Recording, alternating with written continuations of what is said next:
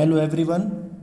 इस वीडियो में हम कॉस्ट शीट बनाना सीख रहे हैं और कुछ क्वेश्चंस हम इसमें करेंगे जिससे कि आपको और अच्छी तरह से समझ में आ जाए कि कॉस्ट शीट या स्टेटमेंट ऑफ कॉस्ट किस तरह से बनाया जाता है। पिछली वीडियो में भी हमने कॉस्ट शीट के ही प्रश्न हल करे थे, लेकिन कुछ और प्रश्न हम हल करेंगे इसमें जिससे कि आपको और आसानी से समझ में आ जाए। आप देखें यहाँ पे हमें कॉस्ट शीट बनानी है, तो हेडिंग हमने डाल लिया यहाँ पे कॉस्ट शीट। आप देखेंगे कंज्यूमेबल मटेरियल से संबंधित जानकारी आपको दी गई है। कुछ ओपनिंग स्टॉक है, परचेजेस आपने करे और क्लोजिंग इतना बच गया। वेजेस हैं, डायरेक्ट एक्सपेंसेस हैं। ऐसी फिनिश गुड्स जो बन के तैयार हो गए हैं वो ओपनिंग 1000 हैं जिनकी 16,000 की कीमत है। क्लोजिंग 2000 यूनिट्स हैं। यही सब यूनिट्स दे रखी हैं आपको। Factory overheads, selling overheads, office overheads, ये खर्चे दे रखे हैं और प्रॉफिट हमें 20% चाहिए। आउटपुट देखेंगे आप, प्रोड्यूस ड्यूरिंग द ईयर, ये 10,000 हमारा आउटपुट हुआ है, तो हम यहाँ पर लिख लेते हैं आउटपुट 10,000 यूनिट्स। अब हम अपने प्रश्न को हल करेंगे। सबसे पहले मटेरियल से संबंधित हम लिखते हैं, तो मटेरियल आप देखेंगे तो सबसे पहले हम लिखते हैं opening stock of raw material.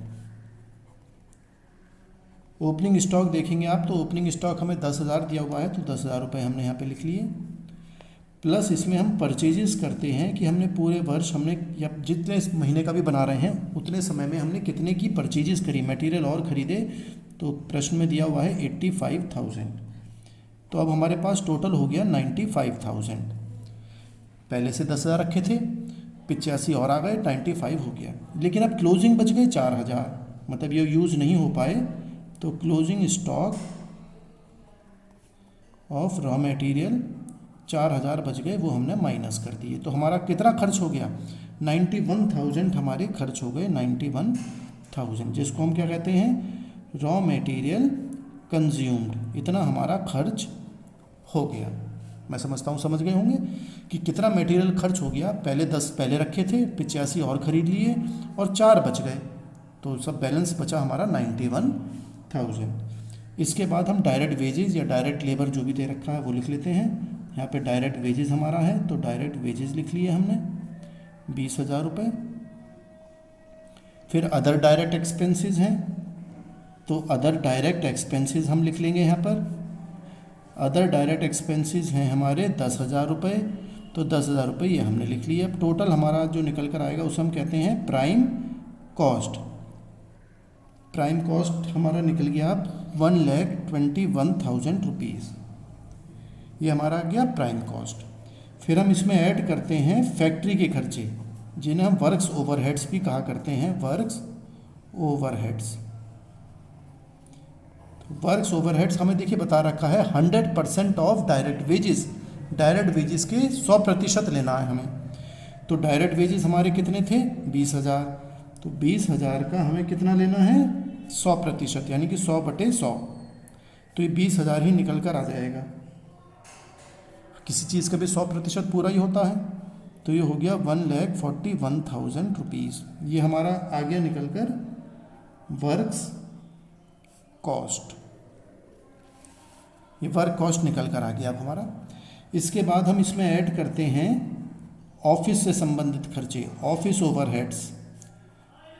ये ऑफिस ओवरहेड्स हमारे खर्चे हैं जो हमें बताए गए हैं ऑफिस क्वेश्चन में 10% ऑफ वर्क कॉस्ट। जो वर्क कॉस्ट निकली उसका 10%, तो 10% निकालेंगे। वर्क कॉस्ट हमारी अभी निकली है 1,41,000 रुपये, तो 1,41,000 रुपये का हम 10% निकालेंगे, तो 10/100 कर देते हैं। 100 तो नीचे परसेंट निकालते हैं तो 100 तो आता ही है, और जितना प्रतिशत निकालना है 10% या 20% जो भी लिखना है वो ऊपर लिख लेते हैं हम।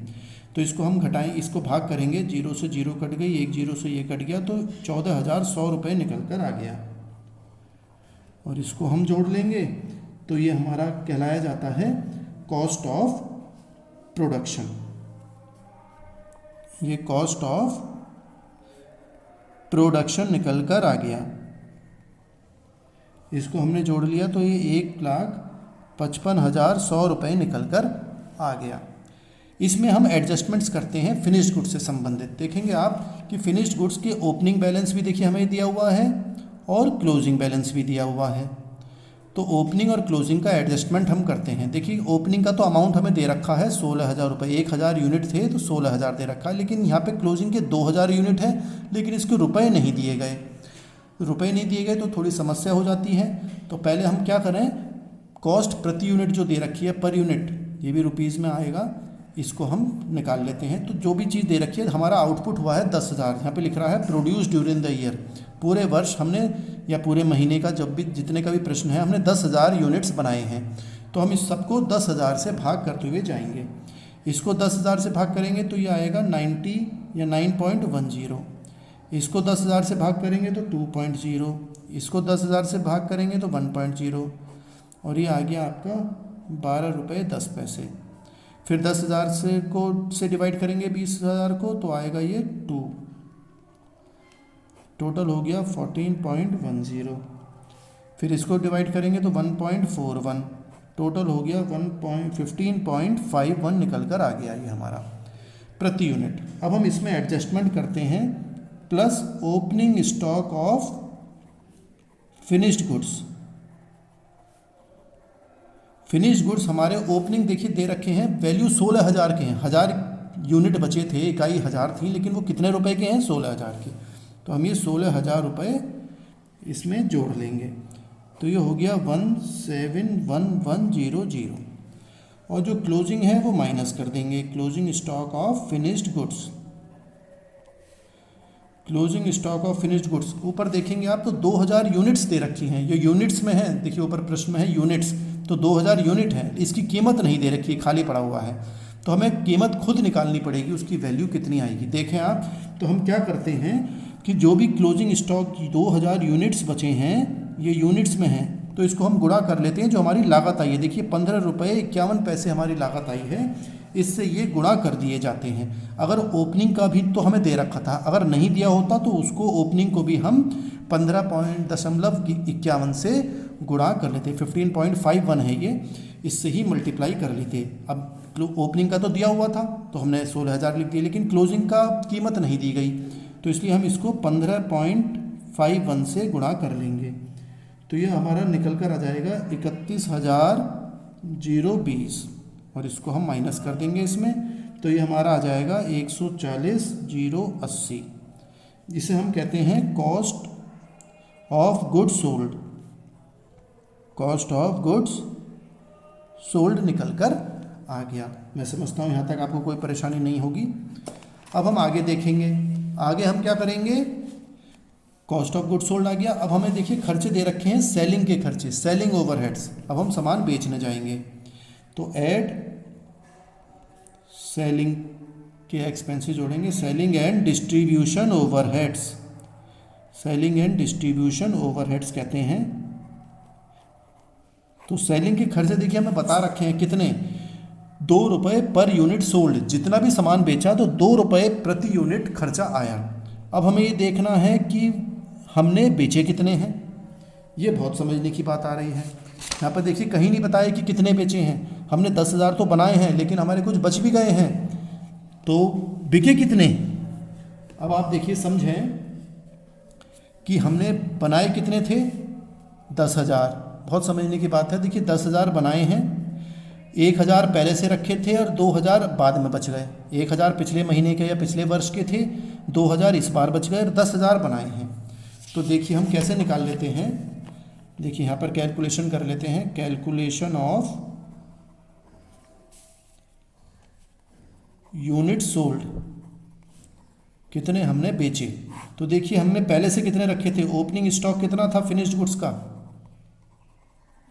ओपनिंग स्टॉक हमारे पास पहले से थे 1,000 यूनिट, 1,000 यूनिट्स थे। हमने बनाए कितने, प्रोड्यूस्ड करे 10,000 यूनिट, तो हमारे पास टोटल कितने हो जाने चाहिए, 11,000 की 1,000 पुराने रखे थे और 10,000 हमने इस समय बनाए, तो 11,000 हो गए। लेकिन क्लोजिंग बच कितने गए, बेचने से रह गए, closing stock of finished goods 2,000 unit हम नहीं बेच पाए, तो 2,000 बच गए। तो अब देखने समझने की बात है, 1,000 पहले से थे, 10 बनाए तो टोटल 11 हो गए, अब 2 बच गए, तो इसका मतलब 9,000 कहाँ गए, वो हमने बेच दिए। तो ये आ गया हमारा यूनिट्स सोल्ड। इतने सामान हमने इकाई बेच दी, 9000 यूनिट। तो हम अपने क्वेश्चन में देखेंगे आप कि सेलिंग ओवरहेड से 2 रुपये का खर्चा, 2 रुपये गुणा 9000 यूनिट्स, तो 9000 यूनिट्स हैं, इनसे गुणा कर लेंगे तो ये 18000 निकल कर आ जाएगा। और यहाँ पर भी देखिए खर्चे हमारे पूरे वही रहते हैं, 15.51, 2 रुपये का ये खर्चा है। अब 10,000 से भाग नहीं कर रहे क्योंकि अब 9000 की कहानी आ गई है। तो अब हमारे टोटल हो गया 17.51 और इसको हमने जोड़ लिया तो ये 158080 आ गया। इसे हम क्या कहते हैं, टोटल कॉस्ट या cost of sales. Total cost कह लीजिए या कॉस्ट ऑफ सेल्स भी कह सकते हैं, कुछ भी कह सकते हैं, आपकी मर्जी है। ये आ गया। अब इसमें हम अपना प्रॉफिट जोड़ लेंगे और हमारी सेल्स निकल कर सेलिंग प्राइस आ जाएगी। तो देखें आप, सेल्स हमें कितनी दे रखी है, प्रॉफिट बता रखा है 20% ऑफ सेलिंग प्राइस। तो पहले हम प्रॉफिट जोड़ लेंगे लागत में, लाभ अपना जोड़ लीजिए तो सेलिंग प्राइस आ जाएगी। 20% हम जोड़ कर बेचते हैं, 20% ऑफ सेलिंग प्राइस का, कॉस्ट प्राइस का नहीं है। तो हम देखिए कैसे निकालते हैं, पहले भी हमने फॉर्मूला लिखा था, पिछली वीडियो में आप देख सकते हैं। तो हमें 20% निकालना है सेलिंग प्राइस पर। सेलिंग प्राइस तो हमें पता ही नहीं है भाई, सेलिंग प्राइस तो नहीं पता, तो 20% सेलिंग प्राइस पे है। तो हम कैसे निकालते हैं, 20 गुणा, पहले ये कॉस्ट मल्टीप्लाई कर लो, 158080 और 100 में से 20% ये माइनस कर दीजिए क्योंकि 20% तो इसमें है, तो ये लागत कितनी हुई 80%। तो 80 की कीमत इतनी, तो 20 की कितनी होगी। तो इसको अगर आप सॉल्व करेंगे तो ये हमारा निकल कर आएगा 39,520 निकल कर आएगा। फिर आप इसको जोड़ लीजिए, तो इसको जोड़ेंगे तो ये आएगा 197,600। ये हमारा सेल्स या सेलिंग प्राइस निकल कर आ गई। फिर 9000 से इसे भाग कर दीजिए क्योंकि 9000 सामान बेचा है, तो ये 4.39 आ जाएगा। इसे 9 से भाग कर दीजिए, 9000 यूनिट थे ना हमने जो बेचे थे, और टोटल हो जाएगा 21.95 प्रति इकाई। तो प्रति इकाई जो हम बेच रहे हैं वो 21.95 की बेच रहे हैं और टोटल लागत है 197,600। ये लागत मीन्स ये सेलिंग प्राइस है। लागत तो इतनी थी, इसमें हमने लाभ जोड़ लिया, लाभ प्लस कर लिया, तो इतने का सामान हम मार्केट में बेचेंगे। इस तरह से ये हम कॉस्ट शीट बनाते हैं। आप इस वीडियो को दोबारा देखिएगा, इस प्रश्न को, जिससे कि आपको और आसानी से समझ में आ जाएगा। एक प्रश्न हम और देखेंगे यहाँ पर, ये थोड़ा एडवांस क्वेश्चन है तो इसको भी हम करने की कोशिश करेंगे। यहाँ पर देखें, एक कंपनी 2 टॉयज़ बनाती है, 2 टॉयज़, एक्स और वाई। समझ लें प्रश्न को, 2 टॉय खिलौने बनाती है। एक एक्स कंपनी है जो एक्स टॉय बनाती है और वाई टॉय बनाती है, यानी 2 तरह के खिलौने बनाती है। हमें प्रिपेयर कॉस्ट शीट, इन्फॉर्मेशन दी गई है, उससे हमें कॉस्ट शीट ये निकालनी है। आप देखें, अब ये तो कंपनी का इकट्ठा खर्चा दे रखा है। मटेरियल 2 लाख रुपए, डायरेक्ट लेबर 1,12,000, मैन्युफैक्चरिंग ओवरहेड्स 48,000 रुपये। तो इकट्ठा खर्चा हमें दे रखा है। टोटल खर्चा इनका ही 3,60,000 रुपये है। अब हमें प्रोडक्शन बता रखा है कि 40,000 टॉय इन्होंने बनाए, जिसमें से 36,000 बेच दिए। यहाँ पर 1,20,000 टॉय बनाए और 1 लाख बेच दिए। तो यानी कि अब देखिए यहाँ पे क्लोजिंग बच रहा है, 40 में से 36 बिके तो 4,000 बच गए। 1,20,000 में से 1 लाख ही बेचे तो 20,000 बच गए, जो क्लोजिंग स्टॉक है। क्लोजिंग स्टॉक का हम, जैसे पिछले प्रश्न में हमने करा, क्लोजिंग स्टॉक हमें माइनस करना पड़ता है। बाकी अब हमें देखिए ये जो खर्चे दे रखे हैं वो एक्स और वाई 2 खिलौने हैं। अब हमें निकालना है एक्स का अलग, वाई का अलग, लेकिन खर्चे इकट्ठे दे रखे हैं। जो खर्चा हुआ है, एक्सपेंसेस हैं, वो कंबाइंड है, जॉइंट है, तो इनको हमें बांटना पड़ेगा। बांटने के लिए हमें यहाँ पे देखिए रेशियोज़ के बारे में बता रखा है कि किस तरह से आप इनको बांट सकते हैं, वो यहाँ पर आपको दे रखा है। तो हम इन जो डिटेल्स दे रखी है उसके माध्यम से हम इन खर्चों को हम बांटेंगे। ठीक है, तो सबसे पहले हम क्या लिखते हैं, अब देखिए यहाँ पर कॉस्ट शीट हम ये बना रहे हैं, कॉस्ट शीट लिख लिया। एक्स जो है वो 40,000 टॉय बनाते हैं, वाई 1,20,000 के टॉय बनते हैं। टोटल कॉस्ट और प्रति इकाई, ऐसी वाई का भी टोटल कॉस्ट और प्रति इकाई, क्योंकि दो प्रोडक्ट होगा इसलिए 2 कॉलम दोनों के बना लिए। एक ही प्रोडक्ट होता तो 2 कॉलम से ही काम चल जाता, एक कुल लागत का, एक प्रति यूनिट का। अब हम देखिए सबसे पहले मटेरियल का खर्चा आता है, तो हम डायरेक्ट मटेरियल है ये, अब डायरेक्ट मटेरियल के बारे में बहुत समझने की बात आ रही है कि समय किस तरह से बांटेंगे। अब डायरेक्ट मटेरियल को हम किस तरीके से बांटें, यहाँ पर दे रखा है कि डायरेक्ट मटेरियल पर toy for type x cost twice. X में लागत जो है, ये मटेरियल वाली लागत ये दुगनी लगती है, as much as direct material पर टॉय इन टाइप वाई, यानी कि कॉस्ट ट्वाइस, एक्स में कॉस्ट ट्वाइस दुगनी लगती है और वाई में एक लगेगी तो एक्स में दुगनी लगती है। ये समझने की बात है आपको। तो देखिए हम कैसे बांटते हैं इसको, आप देखें यहाँ पर हम करके देखते हैं। वर्किंग नोट कहते हैं इसको हम, वर्किंग नोट्स। जो भी हम सवाल करते वक्त नोट्स बनाते हैं, कैलकुलेशन करते हैं, उसे हम वर्किंग नोट्स में हमें दिखाना चाहिए। प्रश्न के जब परीक्षा होती हैं तो उसमें प्रश्न के नीचे वर्किंग नोट्स हमें दिखाने चाहिए। तो डायरेक्ट मटेरियल देखिए एक एक्स है और एक वाई है। कॉस्ट यहाँ पे दुगना लगता है, यानी कि एक्स में दुगना लगता है, वाई में एक लगता है, यानी कि वाई में अगर एक लगता है तो एक्स में दुगना लगता है, 2:1। लेकिन ये पर टॉय के हिसाब से है। पर टॉय हमें टॉय कितने बनाते हैं, ये 40,000 टॉय बनाते हैं और ये बनाते हैं 1,20,000 टॉय। तो प्रति टॉय के हिसाब से ये खर्चा दे रखा है। तो प्रति हम क्या करते हैं, इसको इससे गुणा कर लीजिए, 2 गुणा 40 यानी 2 गुणा 40,000 और ऐसे 1 गुणा 1,20,000, तो ये हो गया 80,000 और ये हो गया 1,20,000। इसको आप काटेंगे, 80 है 1,20,000, तो 4 जीरो से 4 जीरो कट गई, रेशियो बना रहे हैं हम। तो ये बचा 8 और 12। इसको हम और काट सकते हैं, 4 दूनी 12, 4 दूनी 8 और 4 तिया 12। तो ये रेशियो बन गया 2:3। तो 2 और 3 के अनुपात में हम मटेरियल को बांटेंगे। आप दोबारा समझ लें, वर्किंग नोट है, बताया है कि x में दुगना लगता है, y के मुकाबले x में दुगना लगता है। तो y में अगर 1 लगता है तो x में दुगना 2 लगता है प्रति इकाई। तो इकाई कितनी है, ये 40,000 यूनिट्स है हमारी और ये 1,20,000 है। इन दोनों को हमने गुणा कर लिया, प्रति इकाई है तो 2 गुणा 40 और 1 गुणा 1,20, तो ये 80 आया, ये 1,20,000 आया। फिर हमने काट लिए, 4 जीरो बराबर थी, काट दी, 8 और 12 बचा। 8 और 12 4 के पहाड़े में आता है, 4 की टेबल में, तो 4 दूनी 8 और 4 तिया 12, तो 2 और 3 का रेशियो हमारा बन जाएगा। अब हम देखिए 2 और 3 के रेशियो में इसको हम डायरेक्ट मटेरियल को बांट लेंगे। कैसे बांटते हैं, देखिए कितने हैं मटेरियल, 20,000 हैं। ऊपर प्रश्न में देखिए 20,000 दिए गए हैं, तो एक्स में और वाई में बांटना है। तो 20,000 2 लाख रुपए दे रखे हैं, 2 लाख इसमें, 2 लाख वाई में, लेकिन कितना कितना बटेगा, ये 2 का हिस्सा, तो 2/5 दोनों को जोड़ लेते हैं, 2/5 यहाँ कर लीजिए, ये 3 है तो ये 3/5 हो जाएगा। तो इसको अगर आप भाग करेंगे और इसको सॉल्व करेंगे, 2 लाख को 2 से गुणा करें और 5 से भाग कर देंगे, तो आपके ये 80,000 रुपये निकल कर इसमें आएंगे। फिर इसको करेंगे तो ये 1,20,000 निकल कर आएंगे। तो x का x में लिख दिया, y का y में लिख दिया हमने, ठीक है। तो ये हमारा क्या हो गया, डायरेक्ट मटेरियल। अब ऐसे ही लिखते हैं डायरेक्ट लेबर। अब डायरेक्ट मटेरियल का भी समझना है, किस तरह से हम रेशियो बनाएंगे। डायरेक्ट मटेरियल के बारे में बता रखा है कि जो डायरेक्ट वेजेस हैं पर toy for type V, type Y वर 60% of those for type x.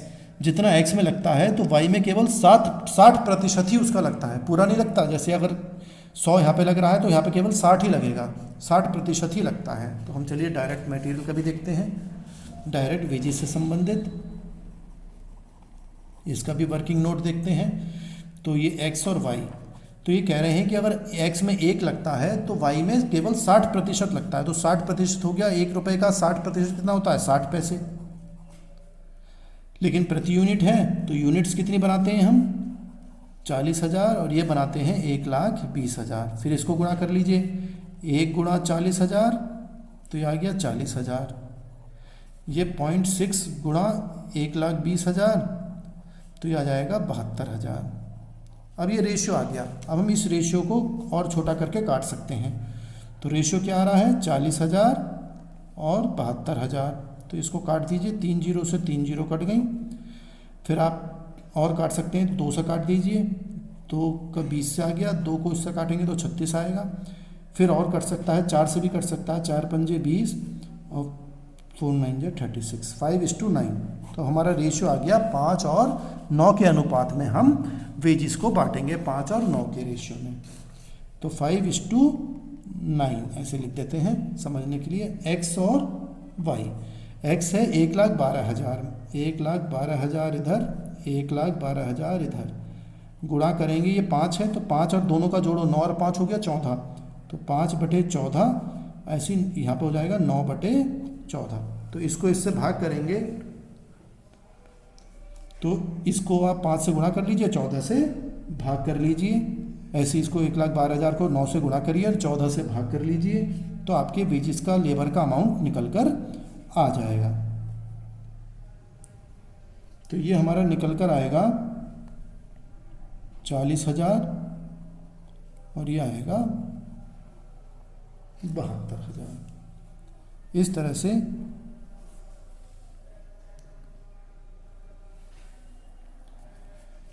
अब हमारा क्या चाहिए, मैन्युफैक्चरिंग ओवरहेड्स।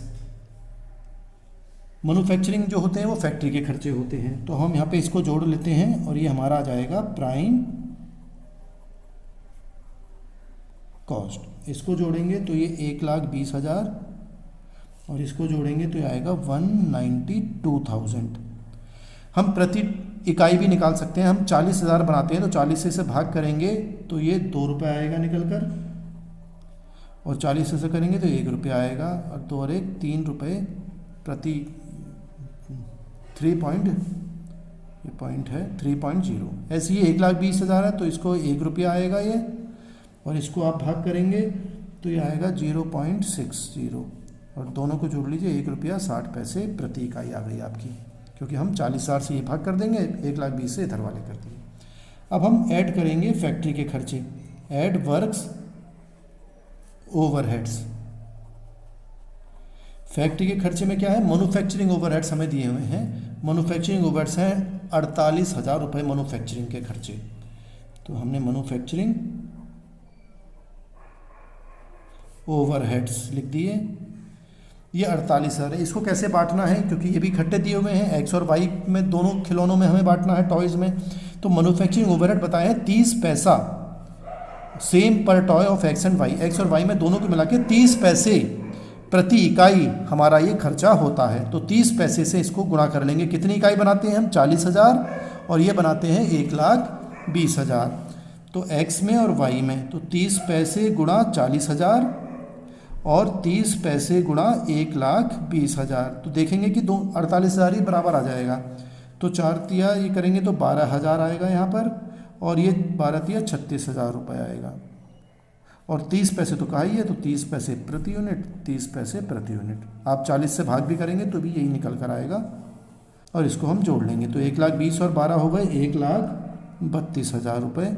ये 3 रुपये 30 पैसे, इसको आप जोड़ लेंगे तो ये 2,28,000 हो गया, और 1 रुपया 90 पैसे। तो ये क्या कहलाया जाता है, वर्क्स कॉस्ट आ गया। अब इसके बाद हमारे खर्चे आते हैं एड ऑफिस के खर्चे, ऑफिस ओवरहेड्स। ऑफिस ओवरहेड्स में हमारे खर्चे बता रखे हैं, तो देखिए आप यहाँ पे समझने की बात है, एडमिनिस्ट्रेशन ऑफिस में होते हैं, एडमिनिस्ट्रेशन ओवरहेड बचाए गए हैं 200% ऑफ डायरेक्ट लेबर। जो डायरेक्ट लेबर या डायरेक्ट वेजेस हैं उसका 200% लेना है हमें। तो डायरेक्ट लेबर आपने देखे, हमने ये 40,000 निकाले थे और ये 72,000 निकाले हैं, इसका 200%। तो एक्स में और वाई में तो ये 40,000 थे लेबर यहाँ पे, और यहाँ पे 72,000 थे। आप देख सकते हैं वापस, डायरेक्ट लेबर इसमें 40,000 हैं और यहाँ पे 72,000 हैं।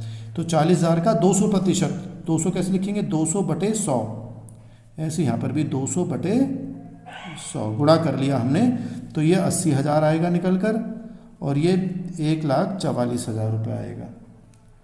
और इसको भी प्रति यूनिट भी निकाल सकते हैं, तो 40,000 से भाग करेंगे तो 40 ये 2 रुपये आएगा, ये 1,20,000 से इसे भाग करेंगे तो ये भी आपका 1,20 रुपये आ जाएगा। और ये हम यहाँ पे लाइन बंद कर दी। ये क्या कहलाया जाता है, कॉस्ट ऑफ प्रोडक्शन। ये हमारा कॉस्ट ऑफ प्रोडक्शन निकल कर आ गया। इसको हम जोड़ लेंगे तो ये 2,12,000 आ गए, इसको जोड़ लिए 5 रुपये 30 पैसे, इसको जोड़ेंगे तो 3,72,000 आएंगे, इसको जोड़ेंगे तो 3 रुपये 10 पैसे आ गए। ये आ गया हमारा कॉस्ट ऑफ प्रोडक्शन। अब हम इसमें, मैंने आपको बताया था कि ऑफिस के बाद हम इसमें जो फिनिश्ड गुड्स, जो गुड्स बन के तैयार हैं लेकिन बिके नहीं, वो बन तो गए लेकिन बिक नहीं पाए, तो जो बच गए उसे हम यहाँ पे एडजस्टमेंट करते हैं। ओपनिंग अगर पिछले वर्ष के बचे हुए हैं तो हम ऐड कर लेते हैं, और इस बार के बचे हुए हैं, इसी समय के बचे हुए हैं तो हम माइनस कर देते हैं। तो ओपनिंग तो यहाँ पे दिए हुए नहीं है, क्लोजिंग दिए हुए हैं, closing stock of finished goods. तो ये फिनिश्ड गुड्स जो हैं ये क्लोजिंग स्टॉक है, इनको हम माइनस कर देंगे। फिनिश्ड गुड्स देखिए वैसे तो नहीं दिए, लेकिन आपको खुद पहचानना है कि 40,000 टॉयज़ बनाए थे या 36 बेच दिए, तो बच कितने गए? 4,000 क्लोजिंग बच गए। देखिए आप समझने की बात है, 4,000 बच गए। यहाँ पे क्लोजिंग कितने बच गए? 1,20,000 बनाए और 1,00,000 बेच दिए, सोल्ड हो गए 1,00,000, तो 20,000 यहाँ पर बच गए। तो एक्स के बच गए 4,000 और वाई के बच गए 20,000 खिलौने बच गए, यूनिट्स बच गई। अब उन्हें हमें रुपए में कन्वर्ट करना है।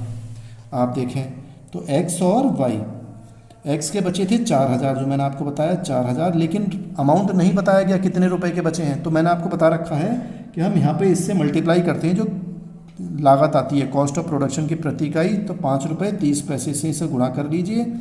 दूसरे वाले में 1,20,000 थे, 1,00,000 ही बेचे तो 20,000 वहाँ बच गए, और गुणा उसको हम 3 रुपये 10 पैसे से गुणा कर लेंगे, 3 रुपये 10 पैसे जो आएगा वो यहाँ पर हम लिख लेंगे। तो 4,000 को 5 रुपये 30 पैसे से गुणा करेंगे तो यह आएगा आपका 21,200। ऐसी 20,000 को 3 रुपये 10 पैसे से गुणा करेंगे, प्रति इकाई 3 रुपये 10 पैसे आ रही है लागत, तो ये हम वाई में लिख लेंगे, ये आएगा 62,000। अमाउंट पे कुछ नहीं लिखते हैं हम यहाँ पर, और फिर हम इसका टोटल करेंगे। तो क्योंकि ये माइनस करने हैं दोनों, कभी कभी बच्चे गलती कर देते हैं, इसमें ये जोड़ लेते हैं क्योंकि ऊपर से जोड़ते हुए आ रहे हैं तो यहाँ भी जोड़ लेते हैं, अब प्रश्न उनका गलत हो जाता है। तो यहाँ पे क्लोजिंग स्टॉक माइनस करा जाता है, तो ये माइनस करके आएगा 1,90,800। ये 5 रुपये 30 पैसे ऐसे ही रहेंगे क्योंकि लागत कम नहीं हो रही है, लागत तो 5 रुपये 30 पैसे वही रहेगी। 372 में से 62 घटा देंगे तो 3,10,000 रुपये आएंगे, और ये 3 रुपये 10 पैसे ऐसे ही रहेंगे। इसे हम कहते हैं कॉस्ट ऑफ गुड्स सोल्ड। इसके बाद हमें क्या करना है, ये तो ऑफिस के खर्चे हो गए, अब हमें जाना है बेचने सामान, तो उसका बिक्री खर्चे देखेंगे। तो चलिए बिक्री के खर्चे आगे देखते हैं, यानी कि ऐड करेंगे हम selling and distribution overheads. Selling के खर्चे हमें देखिए यहाँ पे बता रखे हैं, सेलिंग ओवरहेड है 25 पैसा पर टॉय सोल्ड। जितने भी सामान, ये सोल्ड बहुत इंपॉर्टेंट वर्ड है यहाँ पे, 25 पैसे सोल्ड, जितने भी सामान बेचा उसका 25 पैसे पर खर्चा आया। तो हमने बेचे कितने हैं? 40 और 1,20,000 नहीं बेचे हमने 40 और 1,20,000 नहीं बेचे, हमने बेचे कितने हैं? 36,000 और 1,00,000। तो 1,00,000 और 36,000 से ही गुणा करे जाएंगे 25 पैसे को। तो एक्स में और वाई में 25 पैसे का खर्चा है 0.25, ये एक्स और वाई का। तो हमने यहाँ पे बेचे हैं 36,000 और यहाँ पर बेचे हैं हमने 1,00,000। तो सेलिंग के खर्चों से इनको गुणा कर देंगे तो सेलिंग के खर्चे निकल कर आ जाएंगे। इसको आप इससे गुणा करेंगे तो ये 9,000 निकल कर आएगा, और 25 पैसे का खर्चा है तो 25 पैसे, इसको 25 को 1,00,000 से गुणा करेंगे तो ये 25,000 निकल कर आएगा, और 25 पैसे तो प्रति इकाई खर्चा है। ये हम पिछले वाले टोटल में जोड़ लेंगे तो ये हो जाएगा 1,99,800, और इसको जोड़ेंगे पिछले वाले पॉइंट में तो ये आ जाएगा हमारा 3,35,000 रुपये। और इससे भी कॉस्ट को भी हम ऐसे ही जोड़ लेंगे तो 5 रुपये 55 पैसे आएगा, ये 3 रुपये 35 पैसे आएगा। ये हमारा आ गया टोटल कॉस्ट या कॉस्ट ऑफ सेल्स आ गई, टोटल कॉस्ट इसे हम कहते हैं। इसमें हम प्रॉफिट जोड़ेंगे और लास्ट में आ जाएगा हमारा सेल्स, तो ये हमारी सेल्स आ जाएगी निकल कर। अब प्रॉफिट के बारे में हमें कुछ कह रखा है तो हमें देखना पड़ेगा, नहीं कह रखा है तो कुछ ना कुछ इन्फॉर्मेशन दे रखी होगी। तो देखिए सेलिंग प्राइस हमें यहाँ पे दे रखी है प्रश्न में कि एक टॉय ये 7 रुपये का बेचते हैं और ये हम टॉय 5 रुपये का बेचते हैं, ये 5 रुपये और ये 7 रुपये में बेचते हैं। तो जितना भी सामान बेचते हैं कितना बेचते हैं, ये 36,000 टॉय बेचते हैं, 7 रुपये से गुणा कर लेंगे। ये 1,00,000 टॉय बेचते हैं, 1,00,000 खिलौना बेचते हैं 5 रुपये के हिसाब से। तो बेचते कितने, एक्स हम बेचते हैं 36,000 गुणा 7 हो जाएगा, और वाई कितना हो जाएगा, 1,00,000 बेचते हैं ये 5 रुपये के हिसाब से, तो 36 गुणा 7 हम करेंगे तो ये आएगा 2,52,000 रुपये। और ये बेचते हैं 1,00,000 गुणा 5, तो ये आ गया 5,00,000 रुपये। अब बहुत आसान हो गया, और यहाँ पे भी लिख लेंगे, ये 7 रुपये में बेचते हैं और ये 5 रुपये में बेचते हैं। अब देखिए प्रॉफिट जो है ये बैलेंसिंग फिगर हो गई। बैलेंसिंग मतलब अब यहाँ पे आंसर हम निकालेंगे, बैलेंसिंग फिगर कह देते हैं समझने के लिए, कि हमारा सेल कर रहे हैं हम 2,52,000 की, और हमारी टोटल कॉस्ट कुल लागत कितनी आ रही है 1,99, और बेच रहे हैं 2,52 में, तो हम ज़्यादा में बेच रहे हैं तो कितना फ़ायदा हो रहा है, कितना लाभ हो रहा है प्रॉफिट हमें, तो ये 2,52,000 में से हम ये वाला माइनस कर देंगे। तो इसको माइनस करेंगे तो ये आएगा हमारा 52,200 रुपये। ऐसे ही 5 लाख का सामान बेचा, लागत आ रही है 3,35,000, तो इसमें से ये माइनस कर देंगे तो ये बचेगा 1,65,000। ऐसी प्रति इकाई निकालनी है तो 7 रुपये में से 5 रुपये 55 पैसे की लागत आती है तो वो घटा देंगे तो 1 रुपये 45 पैसे आएगी। इस 5 रुपये में से 3 रुपये 35 पैसे लागत घटा देंगे तो हमारी प्रॉफिट बचेगा 1 रुपया 65 पैसे। अब आप देख सकते हैं ये हमारा प्रश्न पूरा हो गया कि हमने सेल्स प्रॉफिट सब निकाल लिया। तो ये प्रश्न आप दोबारा देख लीजिएगा, वीडियो दोबारा देखिएगा, जिससे कि आप इसे आसानी से समझ सकें। कोई अगर समस्या आए तो आप चैट बॉक्स या कमेंट बॉक्स में लिख सकते हैं। Thank you.